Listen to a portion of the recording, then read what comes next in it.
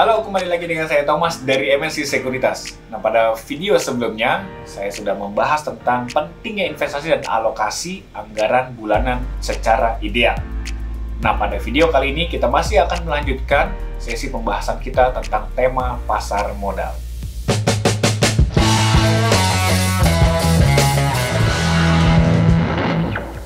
Apa sih yang dimaksud dengan pasar modal? Dari informasi yang dikutip laman idx.co.id, pasar modal adalah sarana bertemunya perusahaan maupun institusi lain, misalnya kita bisa sebut saja pemerintah, yang membutuhkan dana dari masyarakat untuk pengembangan usaha atau ekspansi atau penambahan modal kerja dan lain-lain kebutuhannya dengan masyarakat yang hendak menginvestasikan dana mereka. Oleh karena itu, kita perlu mengenal berbagai produk investasi yang ada di pasar modal. Karena produk investasi yang dipilih juga harus disesuaikan dengan selera kita. Apa saja? Yang pertama, tujuan investasi. Apakah kebutuhan kita itu untuk jangka pendek? Jangka pendek itu kurang lebih 1-3 tahun. Kemudian jangka menengah kurang lebih 3-5 tahun. Atau mungkin kita jangka panjang, itu 5 tahun ke atas. Kita bisa sesuaikan dengan tujuan investasi kita masing-masing. Kemudian ada yang namanya profil resiko atau selera resiko atau istilah kerennya risk profile. Nah, apakah kita ini suka dengan resiko yang tinggi? Atau mungkin kita tidak bisa menerima sama sekali yang namanya resiko? Atau mungkin ya saya masih bisa terima ada resiko sedikit dan yang tidak beresiko sedikit. Jadi kita perlu tentukan profil resiko kita masing-masing.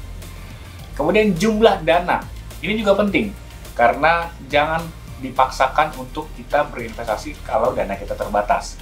Nah, jumlah dana yang diinvestasikan secara rutin itu penting sekali karena dana investasi berbeda dengan dana yang akan kita gunakan untuk kebutuhan sehari-hari. Sederhananya, pasar modal itu adalah pasar yang memperdagangkan modal atau sama sih seperti pasar-pasar yang lainnya yang mempertemukan antara pembeli dengan penjual. Namun bedanya kalau di pasar modal itu pasar yang memperjualbelikan berupa saham atau surat berharga atau aset-aset yang dikeluarkan oleh si perusahaan. Untuk kemudian dibeli oleh masyarakat, nilainya itu kita sebut sebagai future value atau nilai masa depan, atau nilainya itu di masa yang akan datang akan meningkat. Sebagai contoh, misalnya saya ambil analogi sederhananya adalah seorang tukang bakso yang ingin membuka usaha bakso itu membutuhkan modal kurang lebih 8 juta rupiah untuk membeli gerobak, bahan, dan lain-lain. Nah, untuk berdagang, karena punya banyak keterbatasan dana, si tukang bakso lalu pergi ke tetangga dengan menawarkan dua skema. Skema yang pertama yaitu pinjam atau ajak temannya. Nah, untuk skema pertama yakni pinjam. Berarti tukang bakso wajib mengembalikan uang sesuai dengan tenor atau tanggal jatuh tempo yang sudah disepakati tentunya, berikut dengan bunga sesuai kesepakatan dengan keuntungan yang dimiliki oleh tukang bakso tersebut. Nah, skema yang kedua, yaitu mengajak warga, teman, saudara itu sebagai pemberi modal bersama. Maka tidak ada kewajiban bagi si tukang bakso tersebut untuk mengembalikan jumlah dana, akan tetapi semua keuntungan harus dibagi rata sesuai dengan porsi masing-masing. Nah, setelah sukses dengan usaha bakso, si tukang bakso ini punya keinginan dong untuk ekspansi atau melebarkan sayapnya. Bisa keluar negeri atau mungkin hanya dalam negeri saja. Nah, tentunya membutuhkan modal. Anggaplah modalnya itu 100 miliar.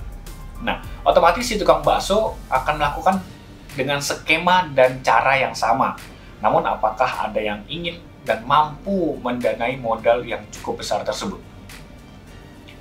Untuk itulah pasar modal hadir sebagai perantara bagi perusahaan, dalam hal ini tukang bakso ya, yang membutuhkan modal serta masyarakat yang siap mendanai modal tersebut secara luas. Jadi kita bukan ngomong 1-2 orang lagi, kita ngomong masyarakat secara luas.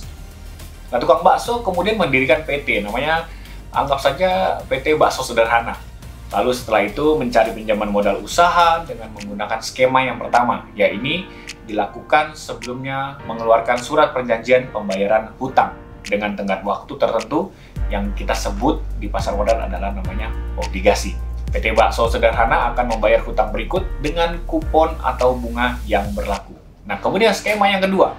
Skema yang kedua itu dengan mengajak atau dengan cara istilah di pasar modal adalah go public ke masyarakat dengan menawarkan menjadi pemilik baksonya bersama, juga dengan mengeluarkan surat bukti kepemilikan perusahaan yang kita sebut saham. Perusahaan tersebut dapat dikatakan menjadi emiten karena telah mengeluarkan surat kepemilikan saham.